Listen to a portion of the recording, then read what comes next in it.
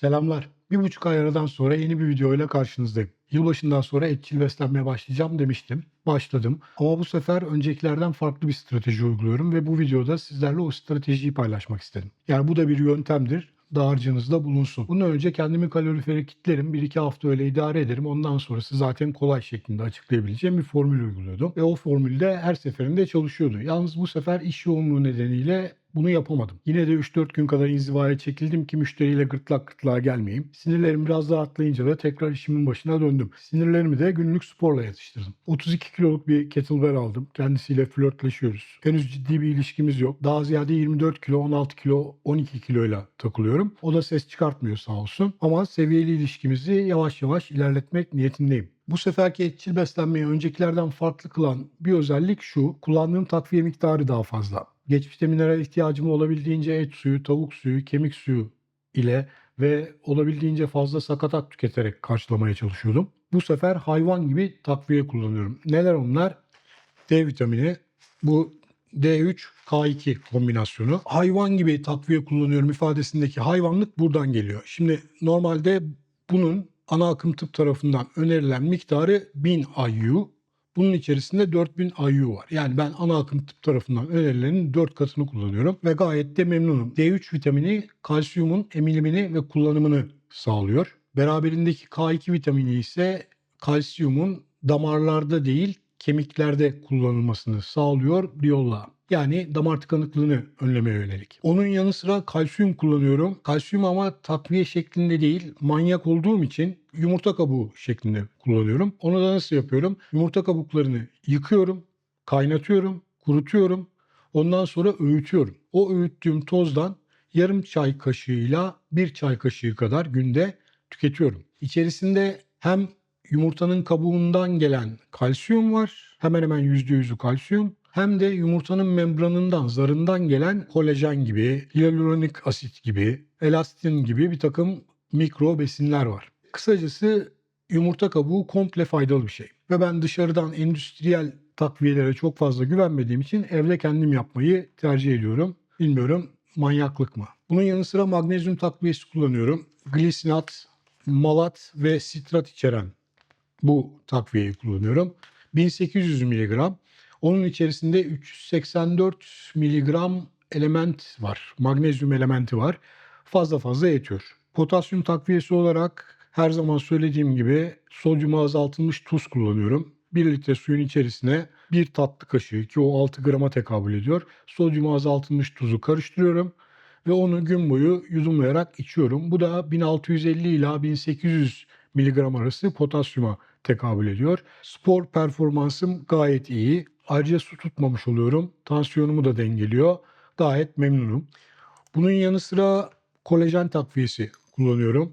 Şöyle 3000 miligram günlük sığır kolajeni. Bu aralar tavuk suyu, et suyu, kemik suyu tüketemediğim için ihtiyacımı karşılıyor. Yani yerli yerinde bir takviye o da. Onun haricinde C vitamini ve çinko kombinasyonu kullanıyorum. Bunun içerisinde 1000 miligram C vitamini var. 10 miligram kadar da çinko var. Bu nadir metaller bu aralar değerli biliyorsunuz. Çinko bulunsun, lazım olur. Onun haricinde eskiden iyot takviyesi alıyordum. Şimdi iyot takviyesi almayı bıraktım. Onun yerine balık tüketimini, deniz mahsulleri tüketimini haftada 3'e çıkarttım. İyotu da, selenyumu da başka bir takım elementlerle birlikte deniz mahsullerinden alıyorum. Fosfor vesaire gibi, çok daha sağlıklı olduğunu düşünüyorum. Çünkü iyotun aşırı, yani doz aşımı diye bir şey varmış. O da iyi bir şey değilmiş. Dolayısıyla iyot takviyesi kullanmayı bıraktım. Ki zaten eksiğim de yokmuş. Büyük ihtimalle iyot takviyesi kullanarak kendi bacağıma sıkıyordum yani. Onun haricinde haftada 1-2 kere sakatat yiyorum. Onlardan da vitamin, mineral geliyor.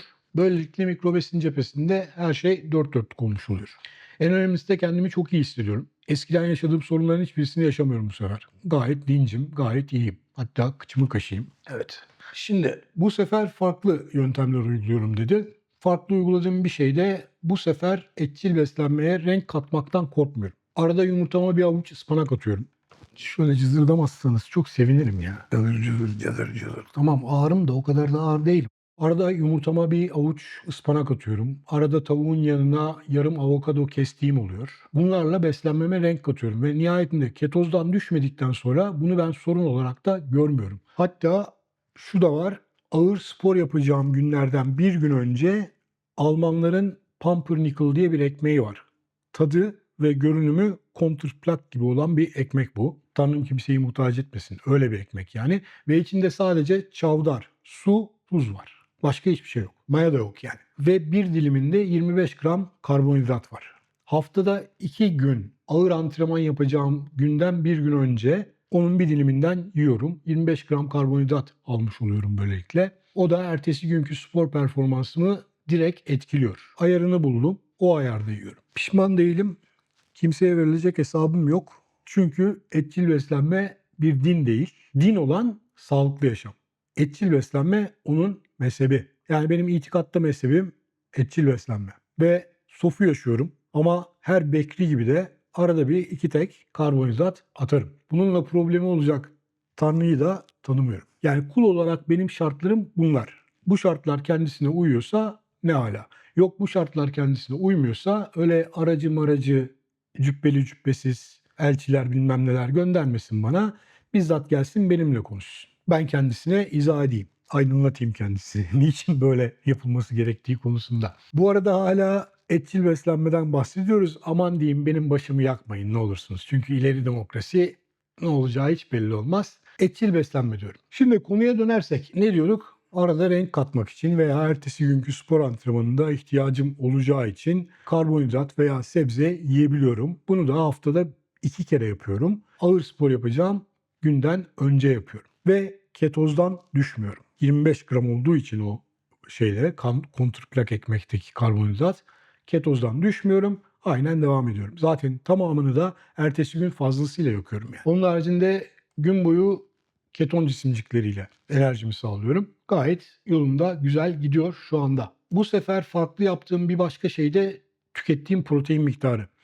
Bundan önce kilo verme öncelikliydi. Kilo vermek için etçil beslenme yapıyordum. O yüzden de tükettiğim kalori miktarını olabildiğince düşük tutmak adına proteini kas kaybetmemek için gereken minimum miktarda tüketiyordum. Bu seferse önceliğim kas yapmak. Dolayısıyla daha fazla protein tüketiyorum. Ne kadar? 150 ile 180 arası gram protein tüketiyorum günde. O da kas protein sentezi açısından gayet yeterli. Bir başka değişik yaptığım, farklı yaptığım, öncekinden farklı yaptığım bir başka konu da öğün sayısı. Eskiden 2 öğün yiyordum, bazen 1 öğün yiyordum. Bu yakınlarda öğrendim ki kas protein sentezi açısından sık protein almak daha faydalı. Dolayısıyla 3 öğüne çıkarttım ama nasıl 3 öğün?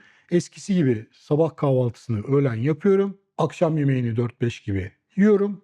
Ama onun haricinde sabah erken saatte bir de protein tozu, protein shake içiyorum. 25 gram protein var içerisinde. Sadece peynir altı suyundan mamul. İçinde başka hiçbir takviye bulunmayan bir madde. Onu kullanıyorum. Böylelikle günde 3 kere protein almış oluyorum. Kas protein sentezi açısından. Yine daha önceki karnivor dönemlerinde olduğu gibi bu dönemde de katı bir spor programı uyguluyorum. Haftada 5-6 gün spor yapıyorum. 40 dakika ile 70 dakika arası değişiyor.